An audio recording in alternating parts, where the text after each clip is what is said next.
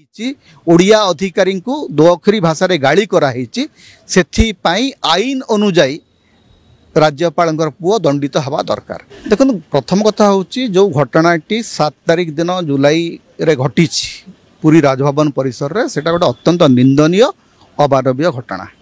राज्यपाल पुओ राजपुत्र नुहंती। राज्यपाल पुओ आसिकी जेकोसी कर्मचारी को जिते बड़े चाहिए डाकिबे रूम भितर को डाकी बाड़े जोता चाटिया बाध्य करेंगे। एटा ब्रिटिश अमल आम देखुलु। ब्रिटिश अमलर जो कॉलोनियल ऑफिसर माने थिले से माने एमती नृशंस बर्बर पाशविक कांड करुले। आज गणतांत्रिक उपाय रे नियुक्ति पाइथिबा राज्यपाल पुओ जदि जोता चाटिबा को जड़े ओडिया अधिकारी को बाध्य करटा सबू वर्ग निंदा हवा कथा।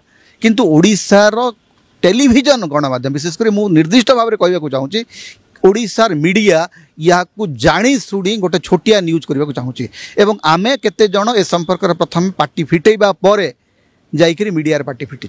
7 तारिख रु घटना घटिला 13 तारिख पर्यंत ए संपर्क समस्ते नीरव थिले। एफआईआर होइथिबा सत्वे एफआईआर रजिस्ट्री है नहीं। पुलिस तदंत आरंभ करने। राज्यपाल कहते जे से 7 दिन भितर न्याय देवे। राज्यपाल को न्याय राज्यपाल हाथ में अदालती क्षमता अच्छी। एसो वैकुंठ प्रधान को जदि न्याय दब सी पुलिस दब अदालत दब।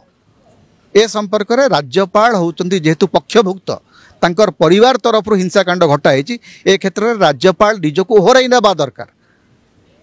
एवं मु तो माननीय राष्ट्रपति को अनुरोध करी जे से राज्यपाल को ओडिशा माने अंतर करंतु। ओडिशा किछि दिन अन्य राज्य को नहीं जातु बदली करंतु जहाँ फल गोटे निरपेक्ष तदंत हम जे राज्यर मुखिया राज्यपाल ना रे राज्यर शासन चले से होचंती राज्यर मुखिया तांको अधीन रे आईन व्यवस्था अच्छी तांको अधीन रे शासन अच्छी तो तांको पुओ विरुद्ध रे तांको अधीन रे थिबा प्रशासन ठीक तदंत करिवो यार ग्यारंटी किए दब।